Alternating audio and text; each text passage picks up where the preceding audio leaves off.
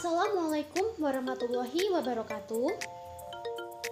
Perkenalkan, nama saya Alisa Munawarah dari kelas HES 6I Mata Kuliah Bantuan Hukum Ekonomi Syariah dengan dosen pengampu Bapak Yusuf Wibisono, SAG, MSI, SHEL. Dalam video ini, saya akan mereview sebuah buku guna memenuhi tugas mata kuliah Bantuan Hukum Ekonomi Syariah. Di sini, saya akan mereview sebuah buku yang berjudul Bantuan Hukum di Indonesia, karya Febri Handayani, SHI, SHMH. Febri Handayani merupakan dosen tetap pada jurusan Ilmu Hukum Fakultas Syariah dan Hukum UIN Suskaryau sejak 2008 sampai sekarang. Selain aktif mengajar dalam mata kuliah Bantuan Hukum, beliau juga telah menulis buku, di antaranya Tindak Pidana Korupsi Suatu Pengantar, juga telah menulis beberapa artikel dalam jurnal ilmiah dan telah melakukan beberapa penelitian yang berkaitan dengan hukum. Kemudian, inilah buku Bantuan Hukum di Indonesia yang akan saya review.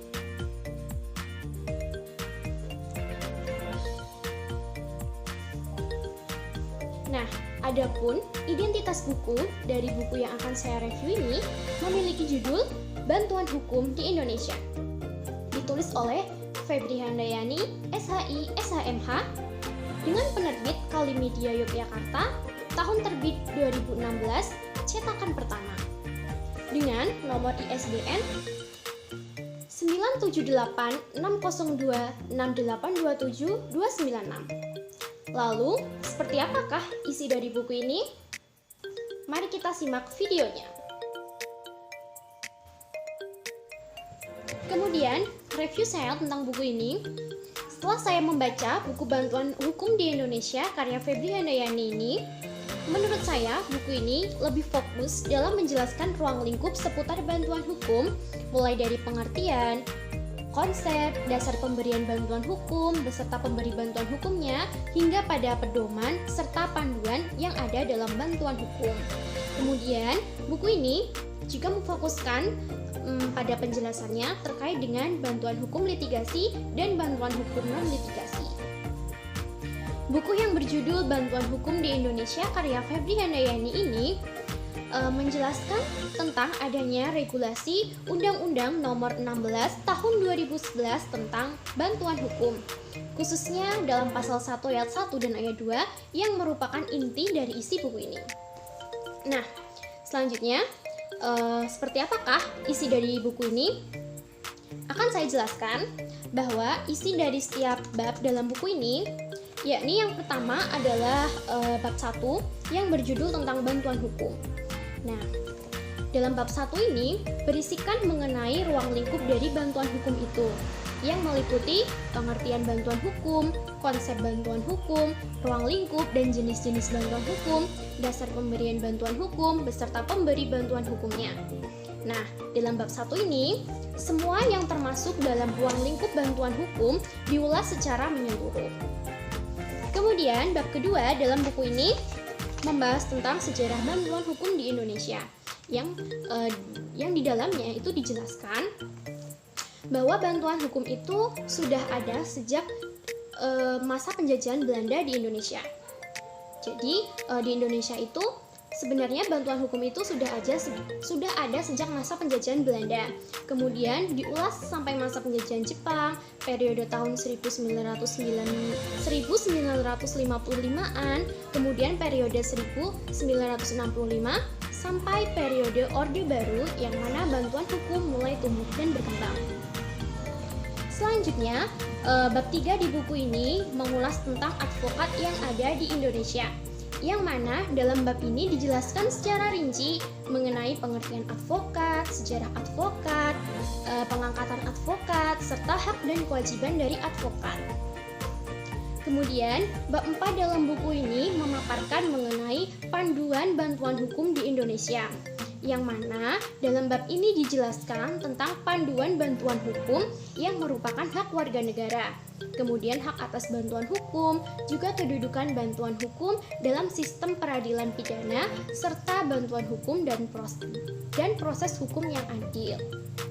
Nah, selanjutnya, bab 5 dalam buku ini membahas tentang pedoman bantuan hukum menurut Undang-Undang Nomor 16 Tahun 2011 tentang bantuan hukum. Nah, jadi dalam bab ini, sesuai inti dari isi buku ini, bahwa dengan adanya undang-undang tersebut, dalam buku ini memberikan sebuah penjelasan terkait dengan pedoman bantuan hukum yang menjelaskan tentang latar belakang dan tujuan adanya bantuan hukum. Juga pada pasal 12 dan 13 Undang-Undang Bantuan Hukum juga mengatur hak dan kewajiban penerima bantuan hukum. Di samping itu juga menjelaskan tentang syarat-syarat, hak dan kewajiban yang dimiliki oleh pemberi bantuan hukum.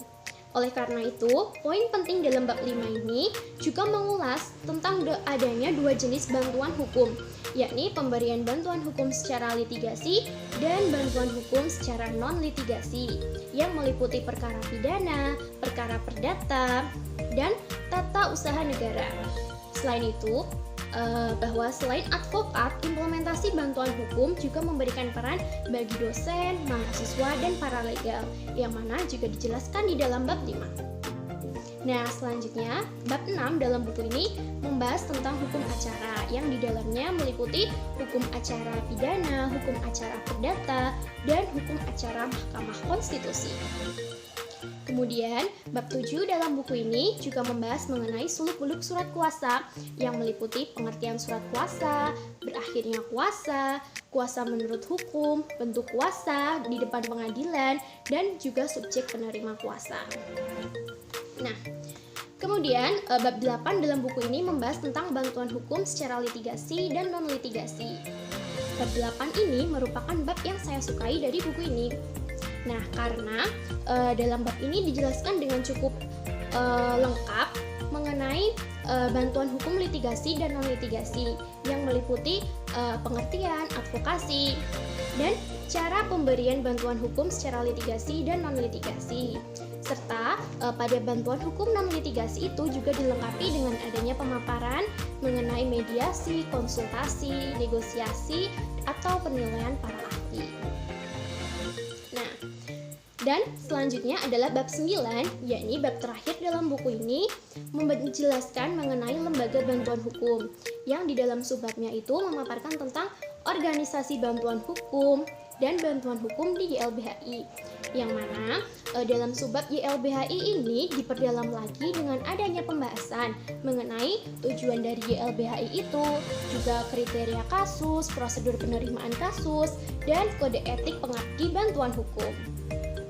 Nah, kemudian terdapat beberapa poin penting yang ingin saya sampaikan setelah habis membaca buku ini. Nah, yang pertama yaitu kelebihan dari buku ini.